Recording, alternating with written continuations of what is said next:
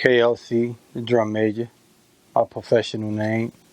Grew up uptown, Parkway, representing New Orleans, Louisiana, third ward. You hear me? Uh, that's pretty much it. Other than coming out here to Baton Rouge when No Limit Records decide to leave California to relocate in the city. Well, in Louisiana, they chose Baton Rouge instead of New Orleans. So that's what pretty much had me staying out here. Backing up, I always ask people a lot about music in their family. I know your dad played saxophone, right? Of course, how you knew that? Yes, he did. So Okay. tell us about other people in your family. Was he the only big musician? Were there other people? Well, as far as my mom did stage play, and she was like the one of those coordinators, and she also filled in on some spots. Like if one of them got sick, she knew it so well to where she was able to fill in, and you know, and that's what pretty much led me up to drums, because I used to always go there because everything was live, and she like times I didn't go, she always used to bring me the broken drumsticks from the drummer, and that's what kind of got me with the drum thing. And then your dad playing, did he play out of the house? Did he play sessions? That my mom told me because I was real young, and my brothers told me that he was like mean on the sax. So evident, that's pretty much where my blood comes from as far as music, from my dad. And then marching band. You were in marching band, and that's really kind of Yeah. what you did a lot in high school. I marched in middle school at Samuel J. Green and James Durham middle. James Durham was, middle. Oh, junior high. And I know you play some piano. Did you play any other instruments? As far as piano, I did more programming than playing. So what meaning that the difference is, I can play a part, and as I'm playing it, I can play one part, and after I'm done with that part, I could go overlay it and put another part on top to where it sounds so big. But I left the playing to Moby and Odell. Well, let's back up a little bit and go to Parkway. So you and Dart, you're still teenagers. Mm-hmm. You combine your paychecks, right, to start Parkway. So your first thing that you did on that, was that the 3-9 debut? Was that the first release? The first release that we've ever released was called self-titled 3-9 Posse. It was a black and red tape. It was just a black and red artwork, something that I did at school as like a project. We never had a logo. We just had the name, and we had a project because I did a commercial off for like 3 years at L.E. Rod Wayne, and I was always good with pencils as far as drawing, and we had a project of just designing something, and knowing that Dart and I was in music, we didn't have a logo, so I chose to do that, and I came up with that, and we ran with it. I heard something about the first EP having a lot of people take issue with a lot of the lyrics or something, and it didn't go any further, and then, the full-length debut, that's the one with Ask and the Hose and all those other ones. Right. But what happened with the first one? And was there an issue that people have with lyrics? We had a song called Pass the Snake, which during that time, trying to go by the books, it was the slogan that we used in one of the songs was something that Anheuser-Busch had called "Don't Let the Smooth Taste Fool You." So we try to just get it cleared, just trying to play by the books, when we should have said, you know what, man, look, let's just do it. We sue it. If they sue us, we must be doing something. But we just try to play by the books, and we was local, so we still kind of ran with it. Never told them. But it was an issue to where, we was always thinking that we was going to go to that next step and just try to prevent, if we get there, let's try to do something so if they come at us, we'll be set and be secured and safe. But that was probably like one of the only things that we had, because we did call Anheuser-Busch and they was saying that no, not at all, you can't do it. But then I would say they was gonna sue us, but we were like, well, you know what? That's just because it was a big long debate about like, man, I think we should do it, and like, no, I don't think we should. So the I think we should do it, kind of outnumbered. I don't think so. So majority rules. So that's how it was within us. And obviously before this, you've been DJing and stuff. What was your first big DJ show that you remember? The first time you really... Ooh, I opened up for Capn Charles, because Capn Charles is the reason why I do what I do today. You know what I'm saying? Because it's like my first out the gate touch of hip hop was DJing.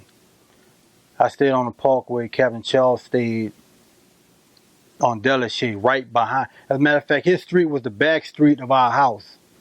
So he was like the first DJ that I ever saw, like Technique 1200s. And then he had the Newmark with the big old rainbow mixer, the Newmark Rainbow, and that was like at that time like the hottest items of DJing. So he used to throw parties right on the back. And one time, he found out I DJ'd. He called me over and I watched him play. And he had this somewhere in a country town, and he took me with him, and he just let me just run the sets, like songs, like the older records I wasn't familiar with. So as I was spinning, he was just handing me the records to play, like for the older crowd. So when it came down to the younger, he just let me cut loose. But he taught me like how and what records to play at certain times of an engagement, and I did a wedding reception with him. And that was like the biggest one, because it's something that I've never done. Doing a wedding reception is totally different from just a party. Because when you're doing a wedding reception, you have from 1 to 100 in age. So he started putting out records even before the older records, after the older records. So I'm like saying, man, it don't make no sense. He said, look, just play what I give you, and I'm gonna handle the rest on the mic. So as I was playing it, as he was handing them to me, I'm spinning them, and he just emceeing the crowd, and it was like, and that's when I started understanding about DJing for a different age masses of people. So I have a lot to thank to Capn Charles for my career, like right now. Because if it wasn't for him, I don't know what part of music I would be in. Were you really just kind of putting one step in front of the other during this process? And really, did you were trying to do music full time, obviously, but did you really, you didn't want to do anything else? You're going to make it no matter what? Or is it something that you just got a lot of success and got encouraged and encouraged and encouraged? Well, at that time, like when I really branched out and really started DJing, it was like I met this guy on the Westbank, named Stormin Norman, and he was like, he had more equipment than every DJ in the city put together. And it just so happened that I was introduced. I forgot who introduced me to Stormin. No, he used to DJ at some of the dances I used to go to. And I went there one time and I just asked him to let me get on, and he let me get on. So once I got on, he heard me playing, so he kind of just took me on his wing, and that led up to me just, because he used to book at least 3 or 4 gigs a night. So he didn't have the DJs to accommodate the venues he was booking. So he put me on one, and I did pretty well. And it led up to that, and things happened with him. And I kind of came on my own, and I hooked up with like Will and Mooshat, which became another member of 3-9 Posse.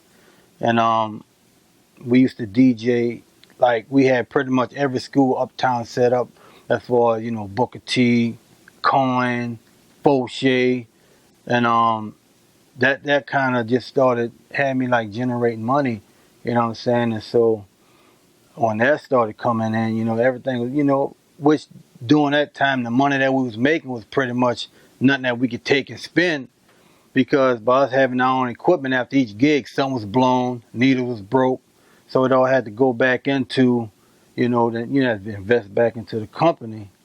And Capn Charles came, and I got the gig at Claude Rumors. That's when everything really started kicking in, as far as, you know, me generating some money for me, to where, you know, I didn't have to worry about if any equipment broke, it was on the club, and whatever happened was on the club, and I still get my pay for spinning. And and that's pretty much where it all comes in. So Capn Charles, he pretty much got me my first job of just DJing, period. You know, every step and phase of my DJ career, Capn Charles always put me in a spot of the step up.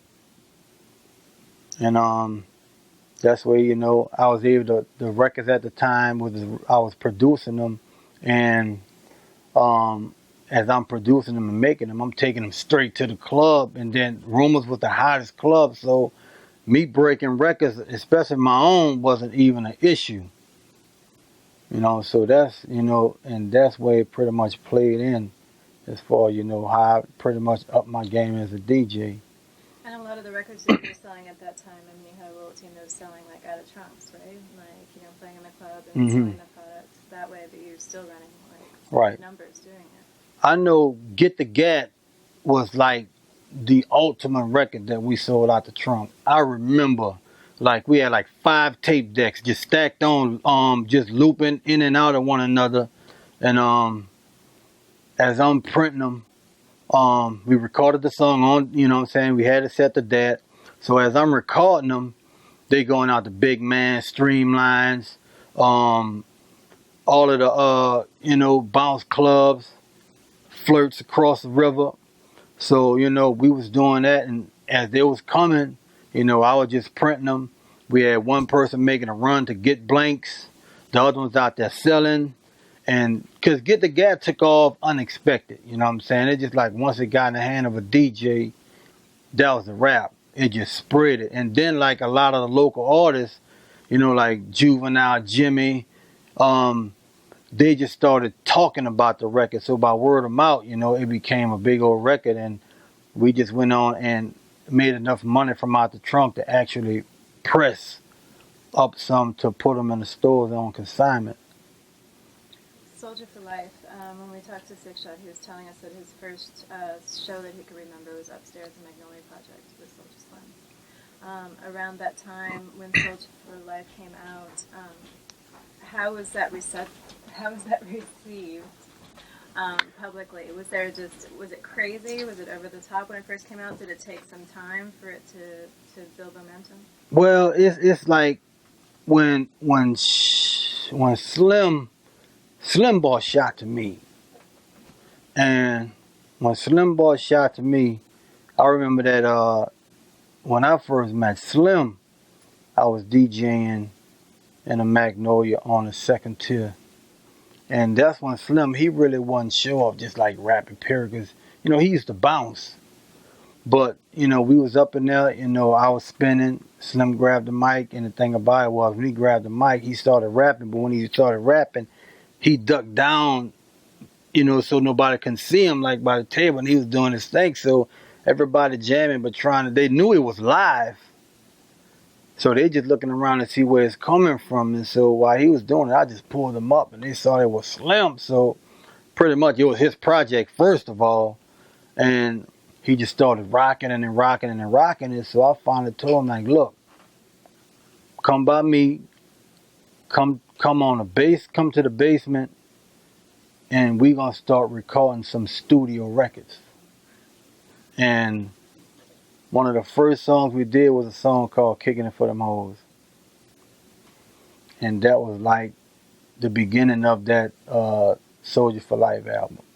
But Slim always did gangster shit though. But it was just like, he was known for bouncing first, but, you know, I always knew that, you know, he did gangster, but, you know, it's just, he was like one of the only one. Even his bounce record was a gangster record, but it was like that. And so that's the one. When we got that, it just got out there, and Slim became who Slim was. Because Slim was all about look funky beat. Because that's what he used to call me. Look, man, look. I gotta be out here in these streets, man. I gotta get me. Boom, boom. I'm like, okay, we just take some time out and come record. Cause Slim used to cut hair too. He cut like pretty much everybody hair. So like when I used to go by him, get lined up and cut, we'll just talk about songs and this and that. And then he'll go out there in the streets and do what he do, and he made time for the studio. So we just getting in there and recording. And we recorded one of the songs. The name of the song originally was A Minute and Six, but people know it called I Want You Got It. That's when he bought Shot Around, and we did the remix and put 6 Shot on it. And it wind up on the Down South Hustler that I did with P. Well, that begs the question, how much do you gear your production to different artists? I mean, you can usually tell it's you, right? You have a definable sound, even though you produce a really wide range of stuff. Right. But how much do you gear to every specific artist? I mean, because the stuff you did for Slim is so much different than the stuff you did for Mystical or MX or other people. And they all sound like themselves when they're doing it, but it's still specifically you. How much do you produce something, think of an artist, have them in mind when you're doing it, and how much does all that work? See, it's different the way things are now opposed to how we did it then, because when we did records then, the artist and the producer was in the studio. So it wasn't like right now I just do some beats and just send them to somebody and they'll just listen to it and just write to the beat. But when we was in studio, like Mystical was in the service. So every time he came home, we got in. So in those times, our artist really never needed a beat to write. So he'll come to me with ideas already written, if it's no more than a hook. So he'll run that to me. So as he, rapping and doing the hook to me, I'm making the beat as he go. So that's why it sound like the stuff that I did for him fitted him so well. Slim did the same thing. And every artist that I ever did, from Slim to Shot to Mystical to Serv On, to everybody else, it's like that's just how it was. That's why, like right now, if you hear a lot of the songs that I've done for people, it just fit so much because it wasn't that I just gave them the beat and they took it home. It's like we got in there. They ran their ideas, and as they running it to me, I'm putting it in my head to make what they rap it to me. So that beat will fit that rap to the T so much to where it's just so tight. I mean, you have a huge career, decades of work, and so we try to focus on the earlier stuff because it's not, as well told as the older stuff. So I'm going to get there, but I'm still going to ask a few questions about the early stuff. MCJ Roger. Oh. Can you talk about that a little bit? Nobody ever talks about that. J. was that dude there, he was a real good friend of mine, and you cannot forget JMK, which was his DJ. JMK dude, like he doing film now, but that was the first record that I've seen from rap on a 45. Me and J. had a chance to work, but J. really wasn't like my artist, like how Slim, Mystical, Serv On, Hound, and 3-9, and all of those people, like it just we knew each other, but we had a work relationship. JMK was really like his DJ and his sort of producer, but J. had the equipment. He had the SP1200. He had the board. He had 808. So he had all of this stuff, and then just the fact that at that time, getting that kind of equipment wasn't normal. You couldn't get that. Like, he had a good paying job. I think J. used to work for BFI. So he had a good job. He had all the good equipment. So that's what kind of drew me to like working with him.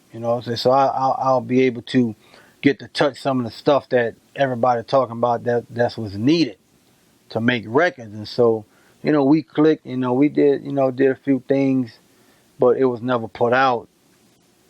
And we just build a work relationship, and you know.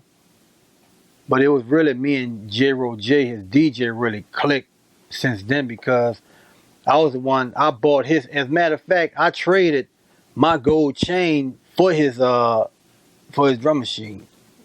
Yeah, that one right there behind you. Same one I did Bout It, make him say down for my niggas. You name my biggest records, they came off that. That's when you had to like program beats. It wasn't like you really had to know how to do that, like step right. And that's, you bring step right to the producers today, they'll be like, man, what you talking about? You see, that came in the era of you had to like read to know this, you know what I'm saying? So, and that's where for me and J, and it was more of JMK than J, but we was all in. Tell us about Bobby Marchan. Oh, Bobby Marchan was every artist in the city manager. I'm gonna tell you a story about Bobby Marchan. Please do. When we first got popping, because you know Tim Smooth and Bust Down was mad because Bobby Marchan bought us a van and they didn't get one. But it was just the fact that at the time we was like the only label that DJ'd and had a label and a studio. So, and then at that time, Git the Gat was the hottest record on the street. So Bobby Marchan used to book both of us, like wherever we went, wherever 3-9 went, Lil Elk went. Lil Elk and DJ T. So when we got this record hot, Bobby Marchan called us, and he was talking about he wanted to manage us. We like, nope, we don't need it. This and this and this and this. So we trying to figure out, how can we have one of the hottest records in the streets and not have any shows? You know what I'm saying? So Bobby Marchan kept calling us. So, you know, any given time, if somebody keep knocking, you're going to eventually answer.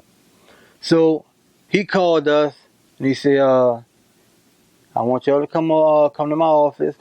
I want to sit down and talk about whatever, right? So, you know, and one thing about business is, if you know the fact that you know you're not going to deal with somebody, always be open just to see what they have to say.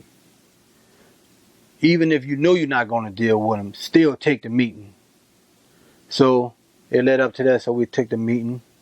So Bobby Marchan, he sat down, we talked about 30 minutes, and he said what he was able to do. So when we committed to it, the next day, Bobby Marchan had us booked for 2 months. Song got on the radio. And the thing about it was, he will bring his own money to the show. So if the show don't sell, he's still going to pay us out his pocket of what we get paid. So we've never taken a loss on the show, as far as like, at that time, you know, artists was being paid off the door. So if the show didn't make no money, you only get a little bit what was there. But Bobby, what we was asking for, which he was setting the price for us. So, you know, if we go at the time, and because we were just traveling the little country towns or whatever, and he'll sit at the door, he'll collect. Bobby bought his own band from the Bobby Marchan talent shows and all of that. They did the sound, and if the show didn't do well, what he booked us for, he would have it anyway. So if not one person came, we was getting paid in full. How did he get to be where he was? I mean, he was just so well connected. And Man, let me tell you something. When I told my mama, I said, "Ma, this man named Bobby Marchan managing us." My mama said, "Who?" She said, "Do you know who Bobby Marchan is?" I said, "No." She said, "Boy, you just don't understand." Like, Bobby Marchan, like, he was, when my mama told me about the song that he's done, it didn't register to me because I wasn't into that. But when my aunties and all of them found out, it was like some big old thing, like, "Oh, Bobby Marchan managing you." You know, it just like it didn't set into me because I never knew who he was. But later on, I found out, and then after I found out the connections, because that's when we just learned sampling, and a lot of the people that we used to sample from, Bobby knew, so he'll put in a phone call. Yeah, such these my artists, and they heard the song, they want to do this and do that to it, and they on the phone like he got us on speakerphone. Say, "Oh, Bobby, you know anything you need? If they want to do it, you know, just they're welcome to it." And then you know, we'll get the business of it straight later. To where I'm like, man, you know, it's called such. You know what I'm saying? So like, wow, that's when I really seen. Other than his name, I saw his power that he had just within, you know, being local at home. You know what I'm saying? So, because I really never looked at even the thought of Bobby being like a big old national artist. You know, it just whatever my mama told me at the house. You know, like that's Bobby Marchan. So, and that's when like when Bobby did that, and when we signed with him, and the day we signed, he got our songs on the radio and had us booked for like shows that just like lined up. The next day he called us with everything lined up. Bobby managed every artist in the city of New Orleans at that time with us. If it was a label, ex Cash Money, ex Big Boy, anybody that was a big label back then, you had to go through that man, hands down. There was no way getting around him. And that's the truth. So from 91 to like 95 or so, you know, there's this big bounce explosion. What was it like in the city? I mean, did it just, was bounce really the only thing that was played in the clubs? It was just the hottest thing and that was the main thing? Were there other things that were influencing it? What was going on? At that time, the only thing that even was big in New Orleans other than bounce was Luke Skywalker, Too Short, and Spice One. Other than that, you know, bounce always ruled the city. Even today, nothing outdid bounce. Period. I've been in a lot of places. New Orleans and Baton Rouge is the hardest places to please because they tie on to what they listen to. Anything else is extra. And from 91 to 95, that's when it really just like kicked in because that's when like, oh my goodness, it's you had Jubilee, you had Partners in Crime, you had Juvenile, you had Tucker, you had Jimmy. Man, it was just so it was bounce was like real competitive. Like you had to be on it. You know what I'm saying? So it was, and that was the era to where um when you did a bounce record, you had to do a bounce record. It was like you getting it in. So it wasn't like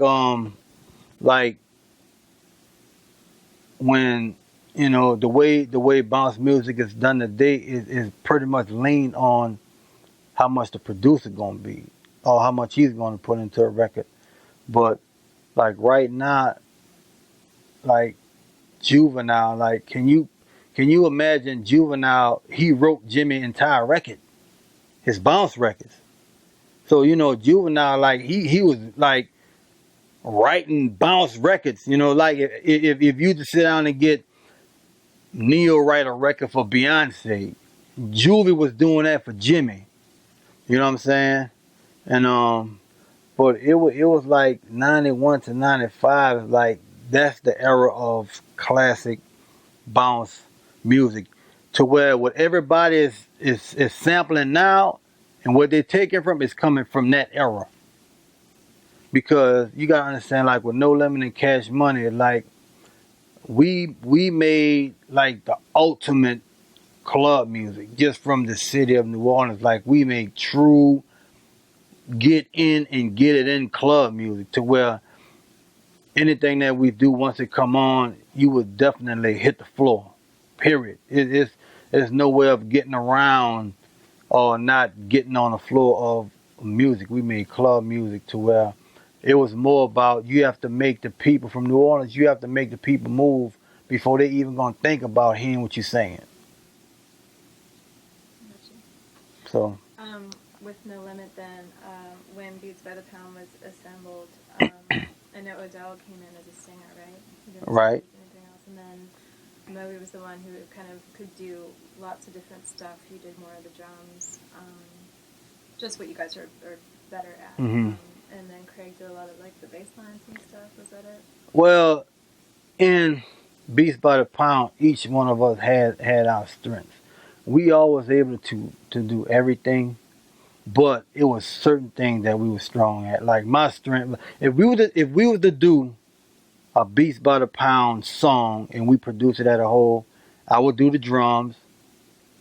Craig B would do the bass line.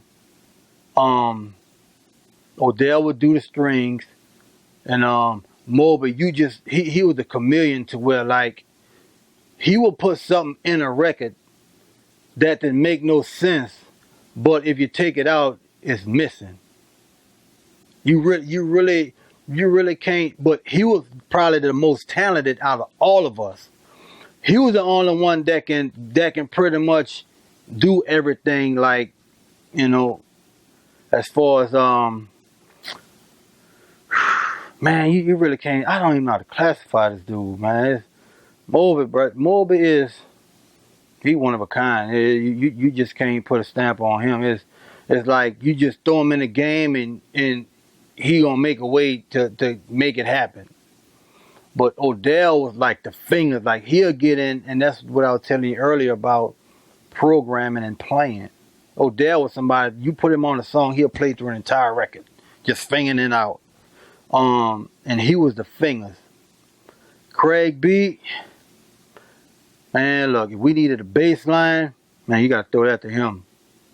You know what I'm saying? Drums, yeah, hand it to me. And that was like how it came, but how the whole Beats by the Pound situation set was we was in Oakland. That's when we first got with P. And I went up there for a year. And that's when my oldest daughter was born. So, and it always came around a time to where it always happened around Christmas. So we went up there. I wasn't tripping on going me because my whole point was Serv knew C Murder. We met P at the Jack the Rapper. As a matter of fact, the very last Jack the Rapper convention. We went up there. Serv saw C. C was with P. P went to New Orleans and bought an EXD CD that I produced, and he asked Serv, "Man, do you know the dude who made the beats on here?" So Serv started laughing, and Serv was like, "He did that." He like, "For real?"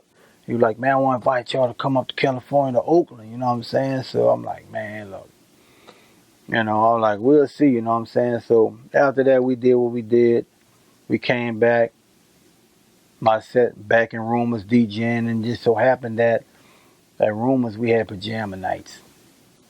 P came there. So the owner of the club like, "Yeah, they got some people downstairs looking for you. It's about 12 of them and this and that." So I went downstairs and it was them. I'm like, "Man, these my people from California, let them in." So he came up and he was like, "Man, I invited you to come to Oakland, man. What happened? Why didn't they come?" I'm like, "Man, I was in court, man. I couldn't deal with all that." You know what I'm saying? So he was like, "Whenever, you know, you ready to come, just let me know because I have serving me an ex coming." So my point was like, well, I've never been to California before, period. And so I just took the pit. I took the the whole situation just to go there, just to go to California. So when I got there, it just so happened that he had jackets made with all the names on it. That's when Lexus first started popping off. He had one. So he picking us up, showing us around, introducing us to like E40, Too Short, EA Ski, because he knew all them back then. And these are people that I'm spinning their records. So he knew them, so that kind of threw a pitch on me. And like, all right, you know a little something, this and that. So he asked me and Sir one time, "Man, y'all tripping on Christmas?" Sir was like, "Man, look, if it's gonna make something happen, I'm willing to stay. I just need something to send back to my kids and this and that." So he kicked us a few dollars out. We send that back. Before you know it, we stay in Oakland for a year. And but when we got up there and got with him, everything was set. You know, like he was like gonna be this A1 dude. He was like everybody was gonna be straight. And the thing about it is just that that's how it was when we first started dealing with P. And like when he didn't have the money that he have now, he was more giving. But you know how things come in when you seeing, when you sold like 30 million records in 1 year, you seeing checks like that. So they go to kicking in, street mentality kicking in. Then the people that were surrounded, man, it was just more of like the more people that came in, it kind of broke the bond of how close we was. And it was just, he had his dreams on wanting to be a basketball player too, so broke chemistry. So a lot of things just kind of went that way. Don't believe it was about the money though, because it definitely wasn't. Money had zero to do with it. Period. When you guys came back to New Orleans, where was the No Limit studio or the No Limit office? The No Limit office was like, it was in Baton Rouge, but it was right off College Drive on it was right off College. And it was an office that they found. Pretty much the entire office was probably the size of this room and that room. But it was kind of sectioned off to where, probably a little bit bigger though, because we had 2 rooms. So he decided to pull the company there because he was like, if we put the company in New Orleans, work won't get done. Too much going on in the city. So he decided to reside it and put it in Baton Rouge. It was kind of, then because it was close to, an hour away. And it's easy to get back and forth from there. We had to go back. So, this way he decided to put it. And everything was all in the studio. The office was all in one building, one spot. And how often, when you said before you're making songs in conjunction with artists who are in the same studio. How often did you make beats, just extra beats that you would then think of to give to other people, or were you always at that time working one-on-one with artists? Well, at that time, truthfully, it's like it was a lot of people that we wanted to work with, but by us having our commitment to the company, which was by default, because there are a lot of people calling, but it wasn't getting back to us. We didn't find out that until we left. And all of these people saying, man, we kept calling up there, man, we wanted to work with y'all and this and this. Because I ran into Jermaine Dupri at the Source Awards. And he was like, man, I've been calling P, man, I've been trying to get at y'all to get some beats, man. P told me y'all charging like $200,000. I say, what? And he was working on a Brett. I'm like, man, don't you know I have an album coming out and I'm trying to get the Brett on my record? Like, man, that's not what your man was telling me and this and this. I'm like, man, look, I ought to give you a beat for a feature. You know what I'm saying? But these are things that when we met these people, we never knew that these people was calling. They were just pretty much more of, if he decided to do a song with somebody or for somebody, that's when we'll do the beat, he'll rap on it, and we'll give him the record. But as far as like if any outside artist calling for something, that won't happen. The only way that would happen is if he was part of it, on it as a feature. Well, from the outside, it looks like you all didn't even know that you were as big as you were. That's just how it looks like from the outside. I mean, it looks like you were making so many records so quickly that A, you couldn't really enjoy it, and B, of course you knew, but you didn't really know how big you were. It was so isolated. Was that kind of how it was, or was it different? I still feel like, nah. You got to understand that when we was producing all of these records, the producers, you got to understand when the artists record their album and it's done, we don't have to see them until next year. But by us having that roster, is like in 98, we produced and released a record every 2 weeks for an entire year. So as we producing these records, we don't have the time to see how they play out in the clubs because we was always at work. until like after we left, we'll probably just go in the club and they'll just throw on a record and like, so this what we doing, this what they do to these people. You know what I'm saying? So that's when we really, really started to see how things pretty much how big we were. But what really, really, really kicked it off was when Beats by the Pound made the Power 30. Now when we saw that pretty much kind of like, man, and what was so bad about it is like when we was in there, it was like he wasn't happy to see us in there. You know what I'm saying? And that was the thing, like, how you not even want, your producers, all the work that we put in. Because you gotta understand that P, what he did was he sat down and strategized, but he had not strategized. He sat down there and gave thought to who was gonna come out that year. So after he figured out who was gonna come out that year and this, he just handed a paper like, y'all gotta meet these release dates with the production. And that was it. You know what I'm saying? So we really never enjoyed when No Limit was at the height of things. At least the producers didn't. You know what I'm saying? Because it was to a point where when I bought my home, I didn't put no furniture in there for at least 2 years. I had a studio in there. But furniture, I wasn't there to enjoy it. Same with me, same with Craig B, same with Moby, same with Odell. You know what I'm saying? So it's like a lot of things that we had, we couldn't enjoy. The only thing that we really had the chance to really get into it, like when we got our cars, but we had to get to work. You know what I'm saying? That was evident. You know what I'm saying? So it was just small, man. Is that time we really did not get to enjoy our music when we was at the peak. We enjoyed it one time. One time I remember is when Good and Mop came to the House of Blues. They saw it there and they shouted us out big. We got Beats by the Pound in the house.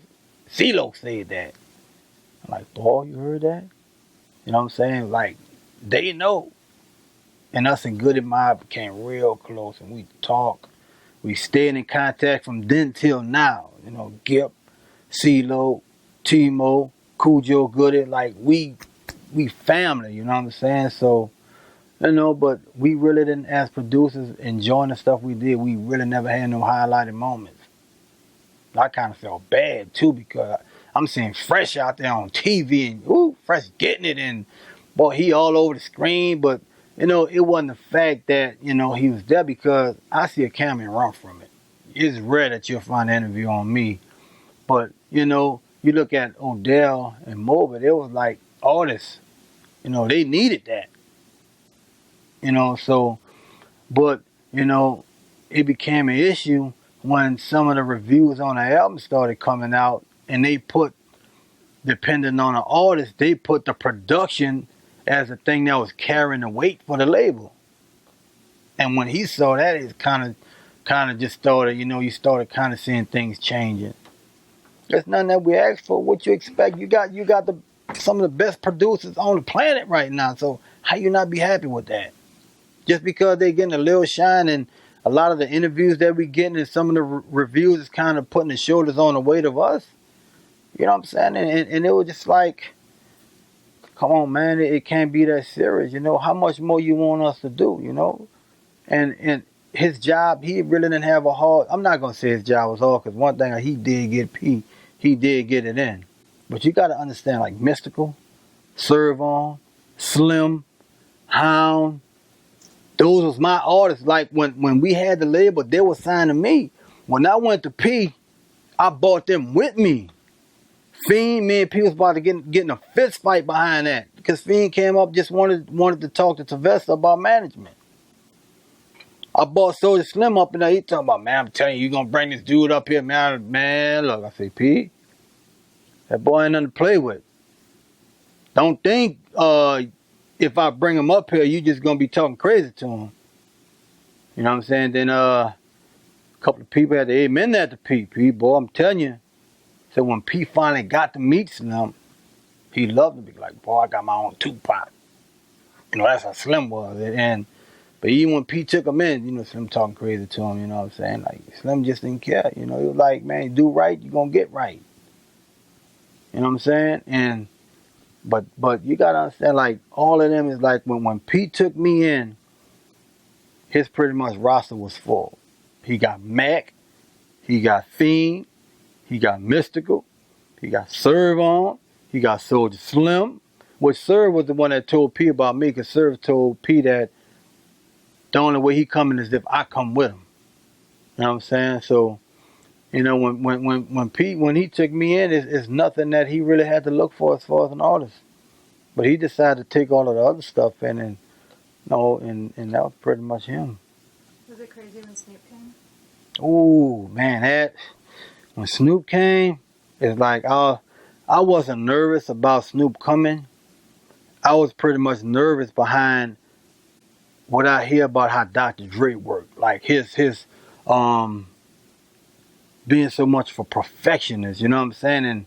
And at the time, you know, even now, like Dre, he's considered the greatest hip hop ever and greatest producer of hip hop, period. So when Snoop came, I'm thinking like, all the expectations is gonna be through the roof of recording this man.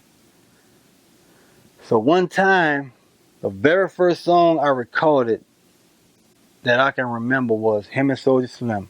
They had a song called At the Same Time, because they both came to No Limit at the same time, so that's what they decided to call it. So we was in the studio.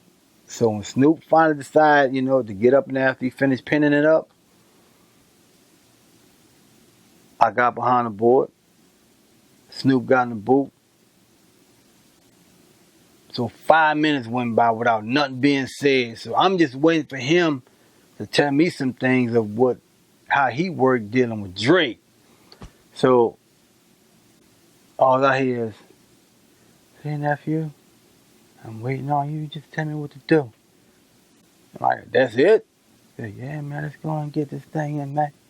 You know what I'm saying? So look, I like would come in after this. So once I hit record and he started running, I just felt all that just came up off of me.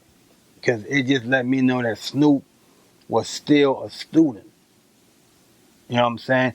Snoop let a producer do his job. He don't get in the way. You know, Snoop want to just come in, do his part as an artist, and let a producer produce him. You know what I'm saying? And like when me and him sat down and we talked about the situation about the Dre thing, you know, he just let me know, man, like Dre had everything in his hands. He just, like, nephew, I went up in there and I had my song ready, and Dre just coached me in on how to deliver it and say this and say that, boom, boom, boom, and that was it. Like, everything was on Dre. I'm like, oh, okay. So that's what he pretty much expected. Like, he said it was my beat, like, nephew, it's your beat. You know how you want me to sound on it, so just as I run it, if you don't hear something, just stop me. Get it right. You tell me how you want it to sound. I'm like, oh, okay, that easy? Well, so after, you know, a few songs of them came in, you know, I felt that off my shoulder. And then this other record had to kick in. Boy, look, when we did it Down for My Niggas record, you talking about a record that was experienced to deal with. Man, look, the same record that's on Kanye record right now. That record, I did that record in 99, so it's 13. From 99 to 2009, it's 10. That record 13 years old. And I remember I was in the studio recording. As a matter of fact, I was just in there just chopping up records. C Murder called me. Man, you hear that on TV talking all of that. Man, look, I'm on my way. Have me a beat ready and call Magic. So the time it took him to get off the phone and get to the studio, I was done with the beat. But the point is, as I was making that beat, it wasn't even registering. I was just hitting buttons. Whatever sound to me, whatever sound good to me, I was just hitting it. You know what I'm saying? And then I just came up with the pattern of the horns, did the drums. So by the time he came in, I played the beat, and he heard it, and he just went in, did the hook. He laid the hook. Magic showed up. Boy, after that song was finished, I remember I called Snoop. I'm in Baton Rouge, calling LA. Phone rung. Snoop. What's up, nephew? I say, boy, I'm about to give you the hardest song on your album. I say, I don't know that, nephew. Dr. Dre gave me some banging shit, nephew. I say, Snoop, I didn't say I was going to have the most banging song on your album. I say, Snoop, I'm going to have the hardest song on your album. Like, why? I say, he said, just come on. You know, I say, I'll be there in the morning. You know what I'm saying? So when we got there, before I left, I called Silk. I say, Silk, boy, I got this record, boy, you got to get on it. He said, for real? I'm like, boy, it's one of them records. So Silk picked us up from the airport. I had it on cassette. I played it for Silk when we got in. Boy, it came on. Silk said, boy, dude, man, call me when you get a hit. I'm like, what? Call you when I'm like, man, do you hit this record? Dude, call me when you get a hit, dude. So we get to LA. We go straight to the studio from the airport. Snoop already in there. Because Snoop had to lay his part on a symphony record. I redid the symphony. So after we finished recording the symphony record, I like, Snoop, I got this one more record I was telling you about. He said, nephew, we get that done tomorrow. See, when he said that, I knew he was ready to go. So I said, let me at least put it on tape for you. So he said, okay. So, man, I made that tapes in. I threw all the faders up on the board. That beat came on. Dun, dun, dun, dun, dun, dun, dun, dun, dun, dun, dun. Man, when that beat dropped, zoof, they went to crip walking. And one of them told Snoop, you about to do this tonight. Cuz I ain't worrying about tomorrow. You doing this tonight. They told, it was a couple of crips say, you doing this record tonight. So Snoop got in that corner. Snoop laid his verse. Boy, after he laid his verse, they heard it. They said, man, Snoop, let me tell you something. If you sit up here and put this out, knowing that we shoot all our moves and videos in California, we'll be won every day. They made Snoop change his verse. What Snoop said on that record, boy, I just don't even, I don't even get into it. So Snoop he went on and just kind of watered it up, you know what I'm saying? But goodness, that's something that I don't want to get in the street, especially right now with not all of this is at peace. It'll never get heard. I would never destroy the tapes though, but I never put it out there. A story about Mr. Magic that we might not have heard. Man, Mr. Magic and his mom and my mama was real. As a matter of fact, the stage play I was telling you about, my mom and his mama, they used to work there together. So we've been knowing each other since I stayed in Melfamine. That's how long they go back.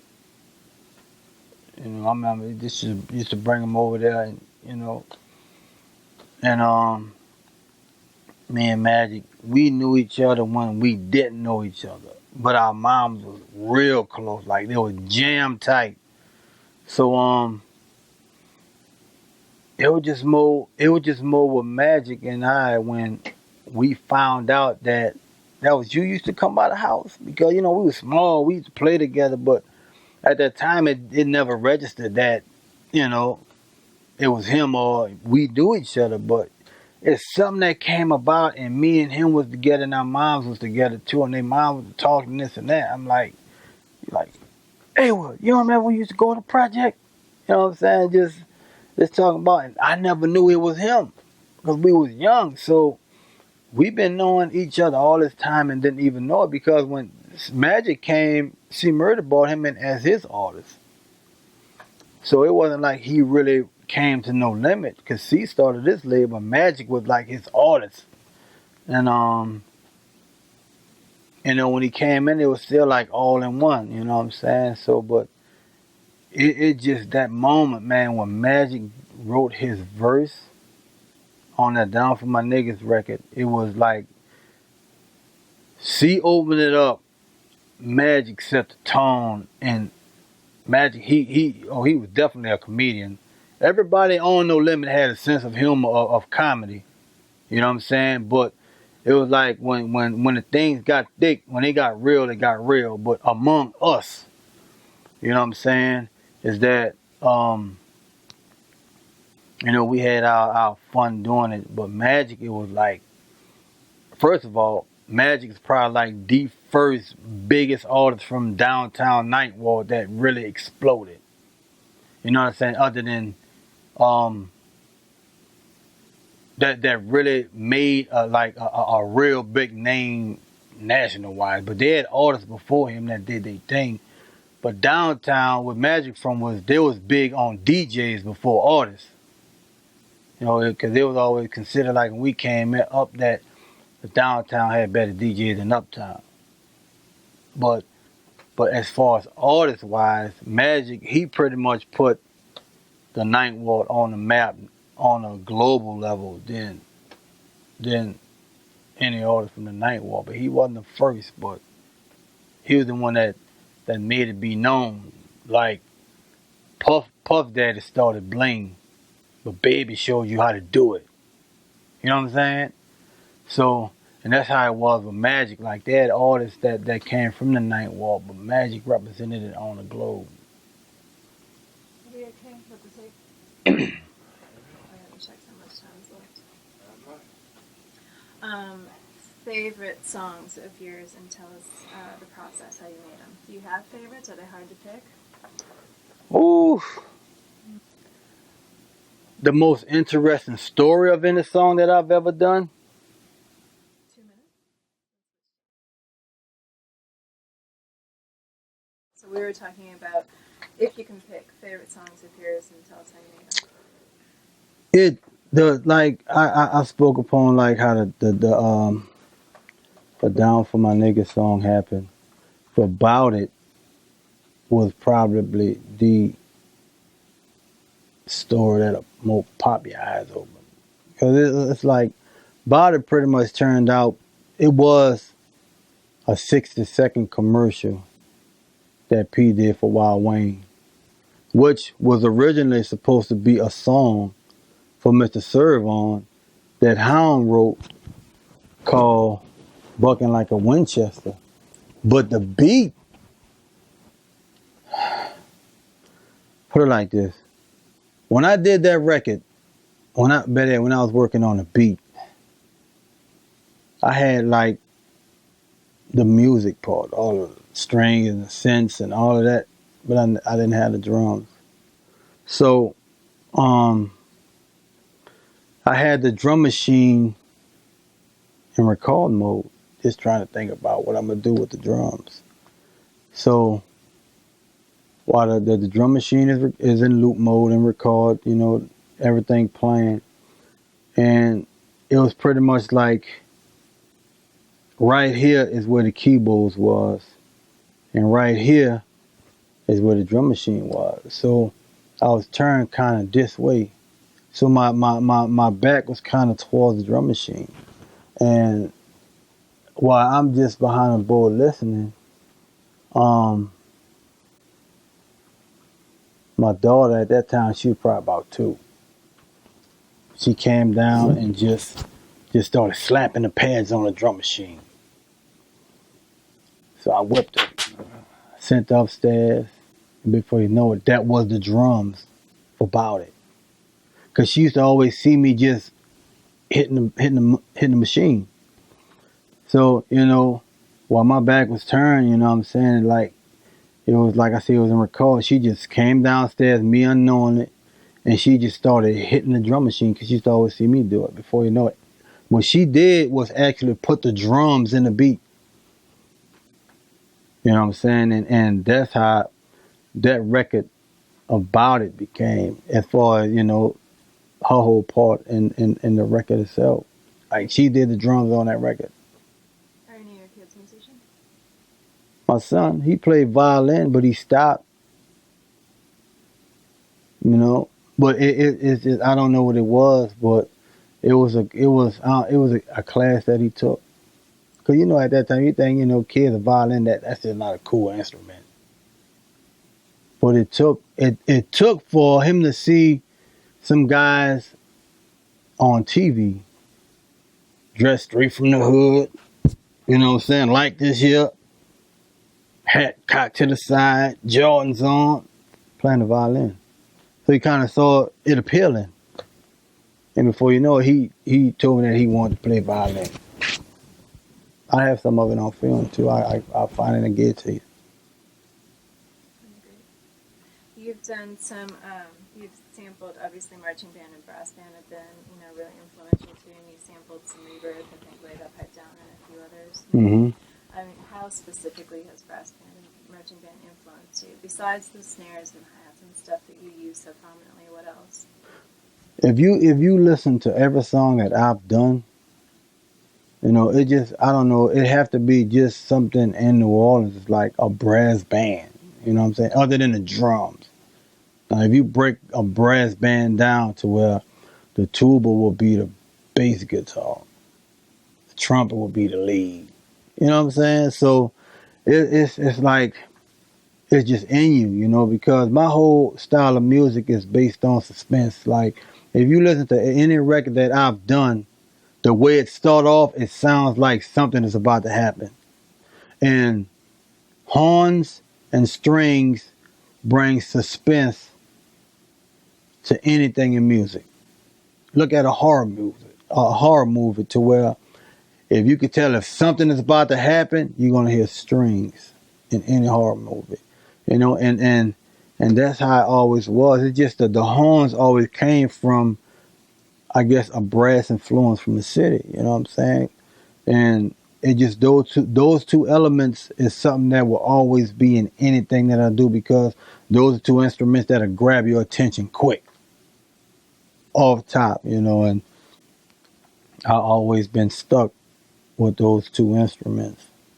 Which my daddy plays sax, so it's all in the brass section. So, One of my favorite songs of yours is Akickdoe from C Murder. Can you talk about that? Oh, that was the first time I ever had to do a beat with Pimp C. Man, that record, that was like, because, I bought and I listened to so much Pimp C stuff. And when we did that record, I pretty much stepped back, you know what I'm saying, and let Pimp C do what he do. And Pimp C was probably, that I've known that's outside of Beats by the Pound, was very unselfish, to where, he didn't want to take and dominate the whole production of the record. You know what I'm saying? To where he did enough on it to leave room for everybody else to get on the record. But it's just the fact that I played the player and Pimp C was the coach. He didn't tell me what to do. He just basically said what was needed. You know what I'm saying? So Pimp listened to our stuff, and he knew that I was on the drums. So he was like, Kel, put some drums up in there. You do your thing, but put it on this part and like this and like that. So it was, you know what I'm saying? And like, I pretty much did what I do, but he coached me what to do.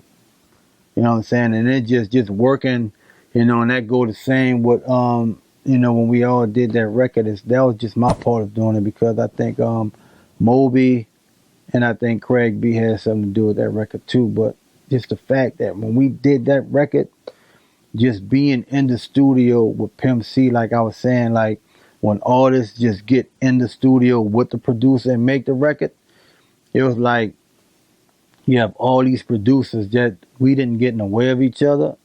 We knew that just the fact that Pimp was like he'd been producing way before me. But just the fact that out of seniority, we followed his lead. But we still do what we've done. I've learned a lot of techniques in mixing from Pimp C from that session. Because Pimp C was like one of the first ones to where like I've seen he'll do a lead and he'll do 2 ad-libs. Because you gotta understand, during that time at No Limit, we really didn't do ad-libs dealing with P because P used to freestyle all his raps. So he couldn't do an ad-lib because he'd never remember what he said. So when Pimp went up there and did his verse, he did a lead and he did 2 ad-libs, or I think 2 dubs. So he said, take that lead, point it straight up. The 2 dubs, the ad-lib, pan them all the way to the left. So when I did that, I was about to put an effect on it. And he said, don't do that. He said, turn this up this much. And he said, the two leads and the ad-lib, just turn them down a little bit and pan them all the way. So when he did that and I listened to it, that was like an effect itself. So like, man, I would have never thought of that. You know what I'm saying? So that Akickdoe record is like that was probably by far like my one of my most memorable records. Just the fact that I was being coached by Pimp C on doing that record. And that was it as far as that one. What about, this will be my final question, unless you want to talk about other stuff, and we'll switch to the smoking section stuff. What is it about the New Orleans sound, do you think, that's been so influential on Southern hip-hop in general, and then, obviously national and international, but just speaking of the South first, how has it been so influential? New Orleans makes ultimate club music. And like when we make a club record, everything in it is gonna take you to the floor. Because one thing about making New Orleans music, if you listen to any big New Orleans record from hip hop that was ever put out there that made a difference, it was off our lingo about how we speak. You know what I'm saying? And that's something that people just be fascinated by, about how we sound when we talk and the slangs that we use. And see, all of that is within our music. You know what I'm saying? So first of all, they could give a less about what's being said on a record. First of all, you got to make a move. And then after you get a move, they going to want to hear, like what you saying on the record. They want to hear the hook first. Because, like I said, by the way we speak, our hooks is always like when you hear it, it's just like you don't have to hear it a bunch of times to remember it. You could just hear it one time. It could be sometimes repetitive, but the fact is, it's something like when you hear it, because one time I was working on a record for my record when Lil Jon came to my house and I played the record for him. He was like, damn, why I didn't think of that? Like, you not from here. How you gonna think of that, Lil Jon? You not even from the city. You right. You know what I'm saying? But it was just the fact that it's just when we put our everyday talk on beats. So when people hear that, they basically hear how we speak. We're not gonna get up there and just write a hook and a melody. Nah, we spitting our language and our slangs on beats. That's why when people hear it, it's just so easy to catch. You know what I'm saying? You listen to all of the records, even the bounce records. You know what I'm saying? You listen to that ball record with T.I. have. That's UNLV Bow. You know what I'm saying? They have like 4 elements of a bounce record in that one record. Let alone the Trigger Man alone. You know what I'm saying? So it's just that easy. You know what I'm saying? Our music, and the thing about it, we don't even second guess it. It just comes. You know what I'm saying? It's not hard for us to do that. You know what I'm saying? Any and everybody, you could go on any and every corner of the city of New Orleans, somebody within that corner or on that block plays some instrument. I don't care if they're carrying a drumstick, tuba, a trumpet, it's something. Even you look at, if you ever been to a second line to where the band is playing and just the people that's dancing, they gonna pick something off the ground and just rock with them. It's just in the nature. They don't. Some may pick up a stick and a bottle and just start going on with the band. Somebody may pick up an old stop sign and get a nail and just start. They gonna find a way to add to what was going on. It's just second nature, and it's nothing that we second guess. And it's just like our music. We get up in that and we go in. Period. And that's why the music that we make is just so influence. Like, you gotta look at all the production that's out today. They like children of Me, Fresh, Odell, Moby Dick, Craig B, and you know what I'm saying, of the pound. It's like, it's just that we just put something out there, and it's just a blessing that it lasts this long. You know what I'm saying? To where we waited for the longest, just hoping that when the South gonna get their time to shine, because it started the East, went to the West, Midwest, and when it finally got to us, that was a wrap. Because when we make music, we make it for us, not even caring about everybody else. So, and when they got a load of it, boy, look. And I think that's the problem with the East Coast, because you gotta understand that, like, this is where it all come from. I'm influenced by Rick Rubin, Beastie Boys' first album. He was nothing but bass. Mantronix is my favorite producer ever. I don't give a damn who they say. Dre, Timbaland, Pharrell, man, look. What that man did with a drum machine back then, without technology, just think if he had this now, then. Man, look. Boy, look. You don't understand. They talking all this here, like that man made. When he did beats, he did beats. I'm telling you. Everybody talking all this, man. Like, and I would not. I'd tell it to anybody, whoever they say that their greatest producer. I say, ask whoever your greatest producer about this man. You never see ggaz. That's why you never see him. That man influenced me and Manny is students of him. We are his sons, hands down. Fresh will tell you the same thing. Ask him. Mantronix. I don't give a damn what they say about anybody else. Dre, you name them. You name the greatest producer. To me, Mantronix, hands down. Man, look. Boy, look. I tell them that too. Hurt their feelings too. I don't care. Period. Mantronix, wherever you are, you're looking at your son. You know what I'm saying? I came off you. I followed and studied everything you've ever done. I have over 75 million records under my belt because of you. So, at least that's what P said. I know we did at least 50 to 60. I don't know where the rest of them come from. Maybe telling on itself. Might have to take them back to court behind that other 10, But, thank you. You know what I'm saying? I learned from you. I'm a student of you.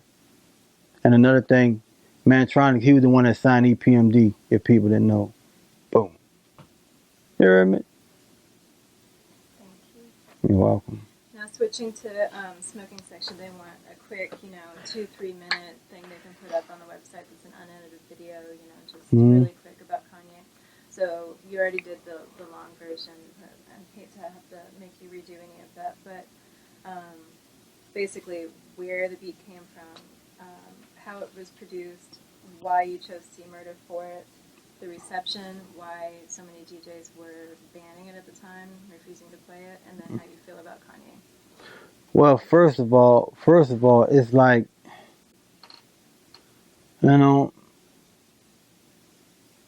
I come from an era of hip hop to where sampling was a big deal of it. I really didn't sample. I only sampled what I couldn't get played. It's very rare that I would just sample somebody's music. But when it was just that moment, like I was in the studio just working, and I was going through some records, Barry White, Isaac Hayes, Earth, Wind and Fire, because those three right there, strings and horn, Earth, Wind and Fire brass section, and Isaac Hayes and Barry White string section. That was my whole career. You know what I'm saying? So I was just up in there, and C just called and put the pressure. It wasn't the fact that song was something that happened just on a fly. It didn't take a thought of doing it, because like I said at first, is that when he called, I heard the urgency in his voice.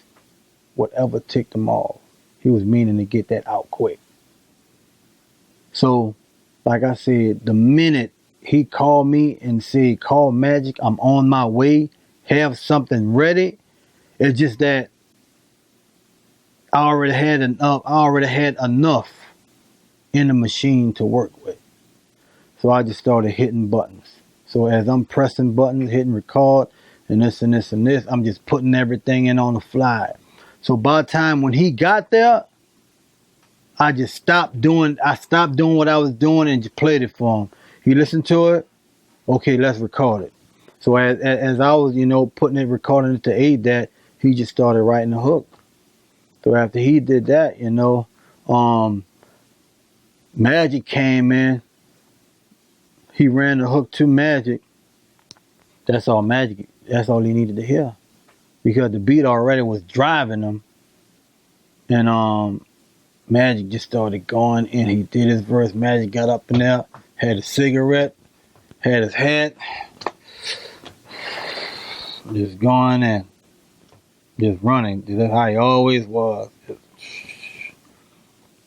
That song probably didn't take an hour. No more than 2 hours, because we mixed it in LA. But just the whole fact what it took for them to come up with everything, and him calling me and getting the song down, and they laying their parts and this and this and this and this. Because C Murder, he was in the military. So when he prepared of doing the song, it was damn like protocol to where he have it mapped out. He'll have the song written.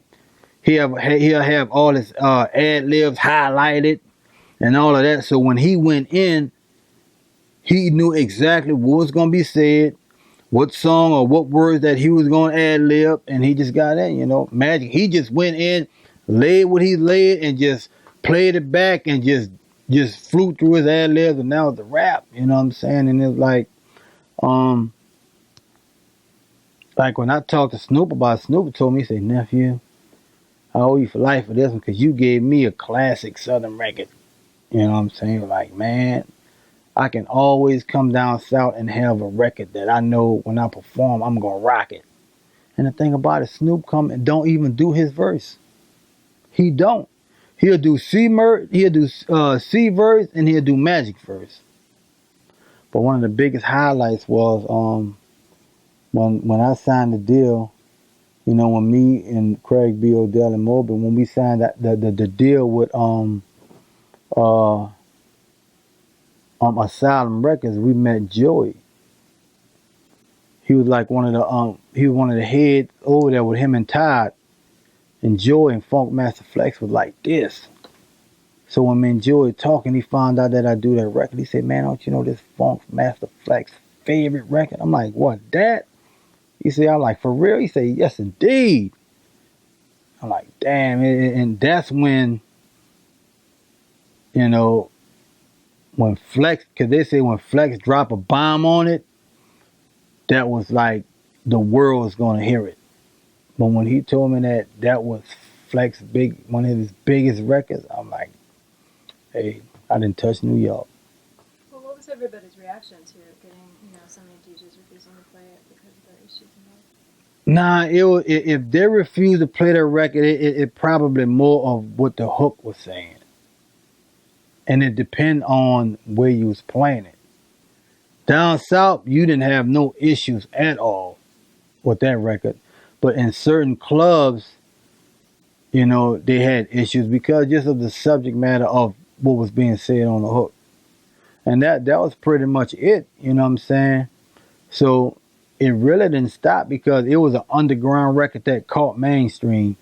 And once that go there, it don't even matter. They can say what they want. The record gonna do what it's gonna do. And it was to the point to where the record got to the point to where Jermaine Dupri shot the video in Atlanta. He paid for the video to be shot. You know, you on So Def shooting a video for No Limit. You know what I'm saying? So, you know, that was out the box. You know, out of the ordinary. That, you know, Jermaine. But the record, it deserved that look. You know, Jermaine and Snoop was cool. You know what I'm saying? So that's something that Jermaine Dupri wanted to do. So what do you think about Kanye, about the new track that uses it? Man, when I first heard it, a friend of mine at Inf called Spin. Spin called me and say, bro, you know, Kanye used your record. I use what record? He said, the Down for My Niggas record. I'm like, man, get out of here. He said, man, hold on. He called Inf. Yeah, bro, you know, Kanye used your record. And I'm out of town, right? So Spin was like, okay, give me a minute, I'm going to send it to you. So in the process of Spin sending it to me, my partner, Tommy Two-Face, out of New York, called me. Yo, B, you know, Kanye used your record out. Like, use what record? I already knew, though, but, because Spin just told me, it's like 5 minutes apart, you know, because when Spin told me, it didn't even sink in. So when Spin told me, and then Tommy Two-Face told me, Tommy Two-Face, look in your email, I sent it to you already. He said, you check your email. So while Spin sending it to me, Tommy Two-Face sent it to me. So I don't know which one got to me first. I just opened it up. I listened to it. I was like, wow. Because just, you know, the type of caliber of artist with Kanye, he's beyond an artist. You know, just like Jay-Z is not Jay-Z. He's Beyonce's husband. He ain't just a rapper no more. You know what I'm saying? Kanye, Kardashian, that's the old lady, but, you know, when you get that high in the game, you know, it just, your status just turned different. You know, so, but it's like when I heard it, one of the first things came to my mind was, boy, we got to make sure Magic get his cut off this record. That was like the first thing came to mind. I called Musa, man, you heard that record? He said, yeah, Spin sent it to me already. So like, when he did it and he told me, I said, man, look, we got to make sure Magic gets straight off this record, because we never knew how his publishing went with P. You know what I'm saying? We don't know where his money is going off something like this. So that was like my first thing about it. And just this record, man, it fell. This record fell in a situation like this. This how funny it is. I did this admin deal. So right before the record came up, like 2 days, my deal was, like 2 days before the record came up, my deal was done. So now you got to call me to negotiate an extension on the deal of me having a placement on a Kanye record. Boy, you talking about somebody that show their ass? Boy, look, man, look, I'm going to think about it, because I knew what it was like being in a publishing admin situation when the Move Bitch record dropped that I did for Luda. I saw the type of money that came in when nobody didn't have nothing on his record but me. Man, you got to understand, just Move came out in 2002. When they did, and it's just ironic that it was always licensed in a Will Smith movie. You know what I'm saying? When they did the Hancock movie, they paid me like 50 grand to use it to promote on YouTube. Another 75 grand to use it to promote just on regular TV for the movie. And then 150 grand to use it in the movie off a song that's more than 10 years old. So this is what I be trying to tell the people, the importance of publishing.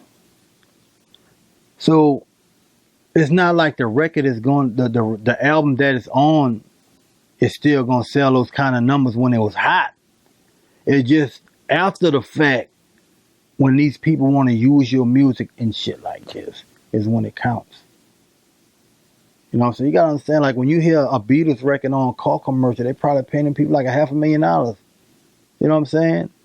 Let alone when they get on Cox on cable network and they playing the movies and the song is spinning in the movie. Like you getting paid like it's a record being played. You know what I'm saying? So, and it was like that kind of like with, you know, the Kanye record. You know, like when I heard it, that's just like me just about to get paid for work that I've done at least 13 years ago. But just the fact that it was on a Kanye record and knowing how bad I wanted to work with him. Because me and Kanye talked. Like, remember the time when he got in an accident and broke his jaw? Like, right before then, he and I was in baseline. Me, him, Beast by the Pound, and Jay-Z. We were just up in there. And we were just out there, you know, shopping the deal. And we just so happened that the guy that did the engineering named Pat, he knew Guru. And Guru, he put the call in and put it to Jay. And Jay was like, man, let him come. So we went up in there and we talked, you know. And I talked to Kanye and, you know, and I kind of just couldn't do nothing but watch him grow into the artist he is today. And just the fact that he used my record, you know what I'm saying? And that's like big. You know what I'm saying? And man, look, that was probably like one of the biggest moments, you know, of anybody wanting to use it other than when Quincy Jones was about to do an album. His son QD3 was like the A&R of the record, and they called me. He wanted, because he heard the Move Bitch record, he wanted me to redo another record similar to that. But after I produced the record, he was going to get his orchestra to replay it live. But it just he never put the record out. Why do you think the beat has become so epic? Because it really has. It's one of those, very few epic classic songs. Why do you think it has? It's driven. You know what I'm saying? It's a beat that's driven to where it has a drive to it. It's one of those ones that when you hear it, every rapper would want to rap on it. Because the guy Flex, I don't know where he is, to where he questioned Redman, because, he was doing a documentary on me. So he was just going around just asking people about, because Redman didn't know who in the hell I was. But when he told him about the beat, Redman was like, man, you know what? That beat there, he said, I don't know who that cat KLC is, but he said that kind of beat make it easy for a rapper to write. You know what I'm saying? Because it's like, I seen Mystical in studio trying to force the issues of things that he was trying to adapt to. Opposed to when you give him something that gonna push him, he gonna get in it. You know what I'm saying? And my job is like me being a DJ first, I'm the kind of music that I make what I would play in a club. And that's why I think my job is just, kind of become an ease to me about doing what I do.